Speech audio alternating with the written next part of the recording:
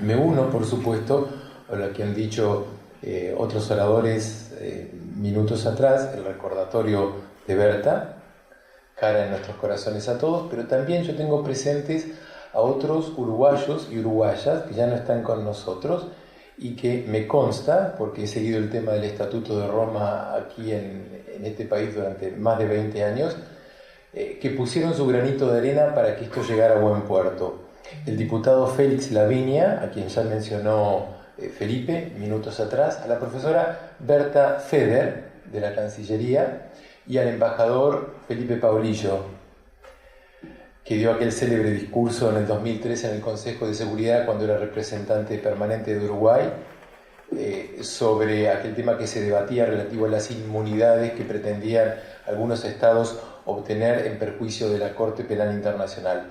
Con lo cual me sumo también a decir esto de que la Corte Penal Internacional es el producto no solo de los pequeños y de los medianos estados, sino también del común de la gente, de un montón de personas que desde su humilde o no humilde rol o desempeño profesional hicieron algo para que en la humanidad hoy tuviéramos, con sus defectos, con sus falencias, una Corte Penal Internacional. Pero bueno, eso lo quería decir. Ahora lo bueno, desafíos en materia de derechos humanos para el Uruguay.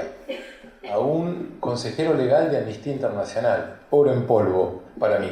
¿Qué voy a decir? Este país es perfecto. Ha ratificado el Estatuto de Roma, ha implementado, ha sido el primero, como se ha dicho, en implementar el Estatuto de Roma internamente, ha ratificado, creo que no me equivoco, todos los tratados de protección de los derechos humanos, ha incorporado algunos de ellos en su normativa, ha reconocido la competencia de los comités de Naciones Unidas. ¿Qué más se le puede pedir?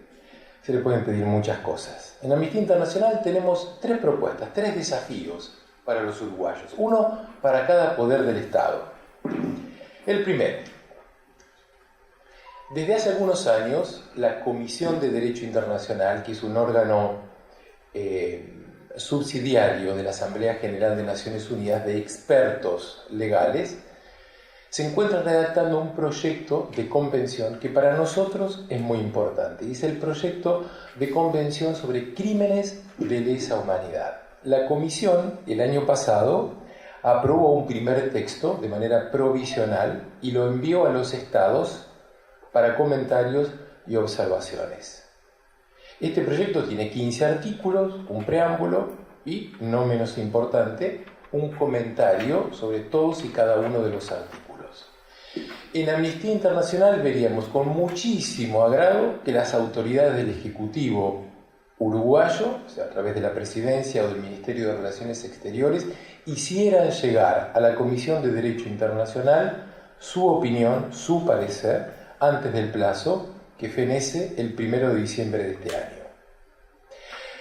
Que nosotros ya le hemos hecho llegar a funcionarios de Cancillería la propuesta que tiene mi organización, que son 17 propuestas concretas, puntuales para el texto de la Convención.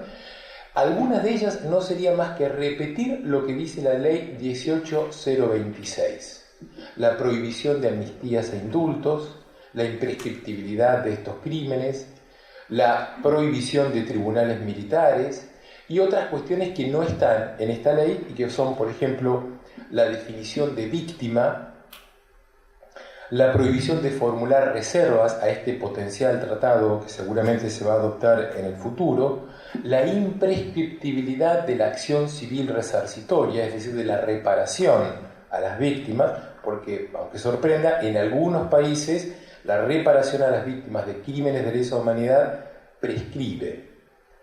Y finalmente otra propuesta que tenemos es el derecho a la verdad, es decir, veríamos con agrado que las autoridades uruguayas se hagan eco, por ejemplo, de disposiciones que ya han aceptado a través de la Convención contra la desaparición forzada de personas, que recoge el derecho a la verdad. Esa sería una contribución muy positiva, un desafío para la autoridad del Ejecutivo uruguayo de hacer saber a su parecer a la Comisión antes de que termine el plazo.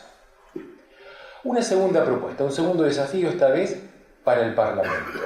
Ya se ha dicho que Uruguay fue el primer país en implementar el Estatuto de Roma en su normativa interna, es decir, ha adaptado el Estatuto de Roma a las exigencias de la legislación interna, de la normativa nacional. Y en general, salvo alguna objeción puntual que nosotros tenemos, es una ley muy buena, es una ley que tiene varios aspectos que son dignos de ser recalcados.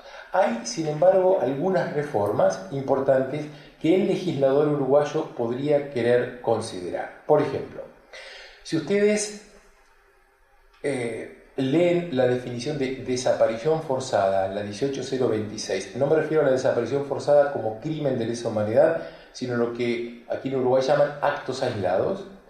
La definición de desaparición forzada de personas, que no está mal, solamente se refiere a aquellas que hayan sido cometidas por un agente del Estado o que, sin serlo, contando con la autorización, apoyo o aquiescencia de uno o más agentes del Estado. Esa definición no está mal, pero la Convención sobre Desaparición Forzada de Personas tipifica, criminaliza dos desapariciones forzadas. Una, la que llama propiamente desaparición forzada, que es esta de la que vamos a hablar, y otra a la que intitula, no le da una designación, que es exactamente el mismo acto cuando fuera cometido por agentes que no tengan vinculación con el Estado. Para nosotros, para Amnistía Internacional, y no es algo que digamos en Uruguay, lo decimos en todos los países, es importante que la desaparición forzada de personas, cuando sea cometida por agentes no estatales, por ejemplo, miembros de un grupo de oposición armada, también esté reprimida en la legislación interna de Uruguay. Esa podría ser una adición a la norma que haría más perfecta aún esta norma. Esto que digo no es antojadizo, y el Comité sobre Desaparición Forzada de Personas de Naciones Unidas ha criticado esta definición. La misma consideración podemos hacer respecto de la definición de tortura como acto aislado que hay en esta ley, que ha sido observado por el Comité contra la Tortura y que ha hecho una sugerencia de cómo Uruguay debería implementar, cómo debería definir el crimen de tortura. Sin que haya sido objeto de crítica de parte de comités de Naciones Unidas, nosotros observamos que la definición de responsabilidad de comando en la ley uruguaya tiene falencias, solo reprime. Responsabilidad de comando es cuando se imputa responsabilidad penal a un superior jerárquico por un crimen que puede haber cometido un subordinado. En el derecho internacional es cuando el superior hubiere sabido que sus subordinados habían cometido un crimen y no hicieron nada para reprimirlo o para evitarlo, o hubiere debido saber, según las circunstancias de tiempo, que sus subordinados estaban cometiendo este crimen. Esta segunda hipótesis, la que hubiere debido saber, que la encuentran en el Estatuto de Roma, en el primer protocolo adicional a los convenios de Ginebra, no tiene cabida en la normativa uruguaya. Y esa es la propuesta que nosotros hacemos como segundo desafío a las autoridades uruguayas. El tercer desafío que tenemos para las autoridades uruguayas, un poquito más complejo, es el tema de la impunidad que sigue reinando en este país, sin que a nadie parece afectarle mucho esta cuestión. En el país se pueden jactar los uruguayos de la 18026, de la ratificación de tratados, del sometimiento a la competencia de órganos de tratado de Naciones Unidas, pero en lo que atañe a la represión de los crímenes cometidos en el pasado, en este país estamos en cero. Y eso constituye una violación a las obligaciones que tiene Uruguay bajo el derecho internacional. Ustedes saben que hay un tratado. La pobre Michelle, con la que hemos compartido tantos paneles, y ya está cansada de escucharme esta explicación. Hay un tratado que no es muy conocido, no es muy popular, pero es muy importante, y se llama Convención de Viena sobre el Derecho de los Tratados. Ustedes van a encontrar pocos ejemplos de una convención que haya codificado, es decir, que haya puesto por escrito algo que antes, el día anterior, era derecho consuetudinario. Eso no estaba inscrito en ningún lado, pero todos lo reconocíamos como derecho o como obligatorio. Por ejemplo, que un tratado es obligatorio. Eso no estaba escrito en ningún lado, hasta que apareció esta convención en el año 69. Sin embargo, a nadie se le podría ocurrir en el año 68 aducir que un tratado, del cual un Estado es parte, no era obligatoria. ¿Por qué? Porque había una norma consuetudinaria.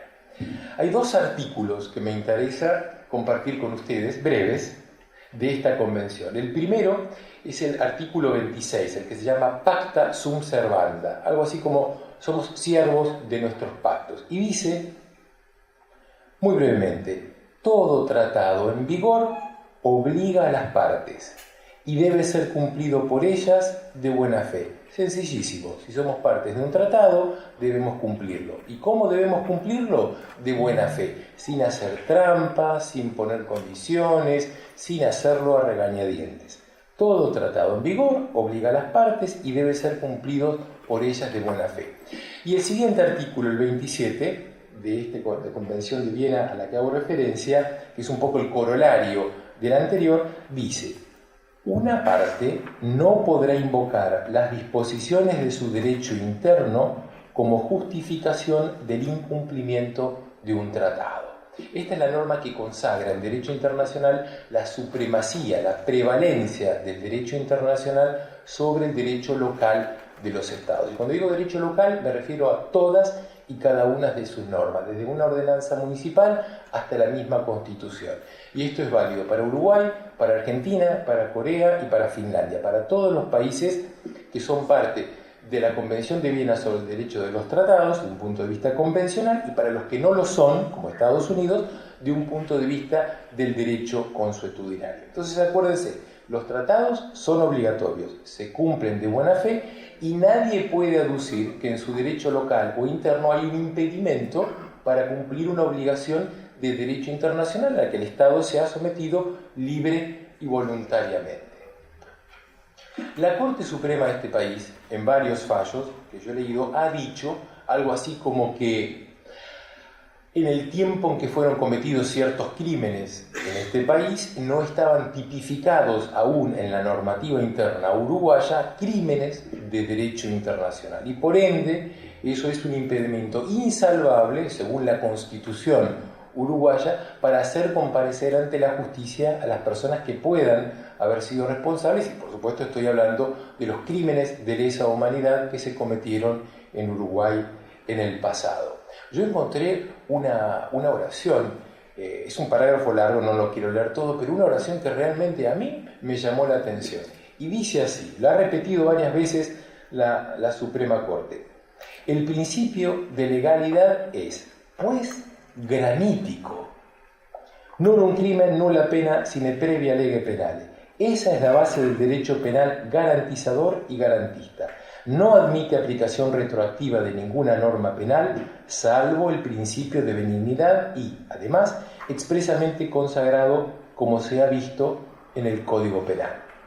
Le dije hace instantes, los tratados en vigor obligan a las partes, hay que cumplirlos de buena fe y nadie puede decir que hay un impedimento local para el cumplimiento de una obligación internacional.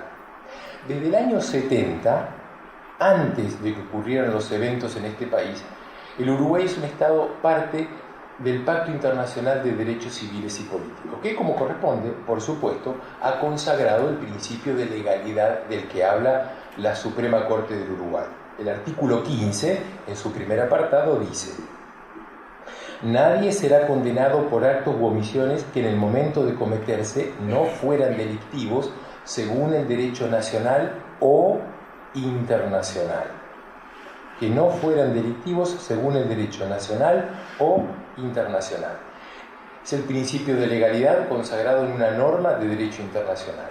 Pero este artículo tiene un segundo apartado que dice lo siguiente: nada de lo dispuesto en este artículo, se refiere al principio de legalidad, se opondrá al juicio ni a la condena de una persona por actos u omisiones que, en el momento de cometerse, fueran delictivos según los principios generales del derecho reconocidos por la comunidad internacional. Entonces, si la Suprema Corte de este país se ajusta al derecho y a las obligaciones de derecho internacional que tiene el Uruguay, no hay impedimento alguno para que una ley posterior en el tiempo, que haya codificado comportamientos que ya eran considerados como criminales por el derecho internacional al tiempo de su comisión, sean reprimidos merced esta nueva ley. Hay un fallo que anoche comentábamos en una cena con amigos y colegas, célebre, del Tribunal Especial para Líbano, que no es estrictamente un tribunal al 100% internacional, es un tribunal creado para juzgar el homicidio de un jefe de Estado en Líbano, y hay una sentencia de febrero del 2011. El tribunal estaba presidido por una celebridad que era el profesor Antonio Cassese, y que explica en varios parágrafos extensamente este principio de legalidad y cómo debe ser entendido en las normativas nacionales. Y él decía, o mejor dicho, la mayoría, fue un voto unánime de 3 jueces, sostenía que no hay ningún impedimento hoy día en el derecho internacional para que una norma posterior en el tiempo criminalice una conducta cometida con anterioridad y que eso esté en consonancia con el principio de legalidad. A condición, enseñaba el profesor Cassese, a condición que esa codificación actual no hiciera más que poner por escrito aquello que al tiempo de la comisión ya era tal. Lo que no se convalidaba era la invención, la creación de un delito nuevo. Y ayer en la noche, mientras conversábamos, poníamos el ejemplo de no hay, yo creo que nadie en el mundo tiene, salvo la Corte Suprema de Uruguay, dudas de que los crímenes de lesa humanidad eran tales. De Nuremberg en adelante se acabó la discusión. Luego me he enterado azarosamente que Uruguay, eso fue una sorpresa para mí, había ratificado el Acuerdo de Londres del año 45, es un estado parte de ese acuerdo, el acuerdo que celebran las 4 grandes potencias al mes siguiente de concluida la Segunda Guerra, y es el que establece el Tribunal de Nuremberg. Yo ignoraba que Uruguay era un estado parte de ese tratado, lo cual refuerza aún más esta creencia de que esos crímenes eran tales para el Uruguay. Y no hay inconveniente alguno para que una desaparición forzada, un acto de tortura que fue cometido en los años 70, sea reprimido en la actualidad con una normativa que no haya hecho más que codificar aquello que ya era criminal bajo el derecho internacional. Quiero compartir con ustedes muy brevemente dos fallos, en realidad son muchos los fallos que existen de Cortes Supremas de los países de la región, que tuvieron el mismo problema, porque este problema de la legalidad que tiene Uruguay, en definitiva lo han tenido todos los países de la región que han tenido que lidiar con este asunto. La Corte Suprema de mi país, de Argentina, que es objeto de un largo listado de críticas, pero que no son atinentes a este punto, dijo, en el caso de Arancibia Clavel era un agente secreto de Chile que estaba en Buenos Aires y fue responsable de la muerte del general Prats, un general chileno. Le volaron el auto, así sencillamente. Y por supuesto adujo principio de legalidad. Mi comportamiento no era un crimen de lesa humanidad al tiempo que fue cometido en el año 74, y naturalmente aducía la prescripción del crimen. Y la Corte Suprema en mi país dijo: comprendido entonces que para la época en que fueron ejecutados los hechos investigados eran considerados crímenes contra la humanidad por el derecho internacional de los derechos humanos vinculantes para el Estado argentino, de ello se deriva como lógica consecuencia la inexorabilidad de su juzgamiento y su consiguiente imprescriptibilidad. Que, en tales condiciones, a pesar de haber transcurrido el plazo previsto en el artículo tal del Código Penal, corresponde declarar que la acción penal no se ha extinguido respecto de Enrique Lautaro Arancibia Clavel, por cuanto las reglas de prescripción de la acción penal previstas en el ordenamiento jurídico interno quedan desplazadas por el derecho internacional consuetudinario y por la Convención sobre la imprescriptibilidad de los crímenes de guerra y los crímenes de lesa humanidad.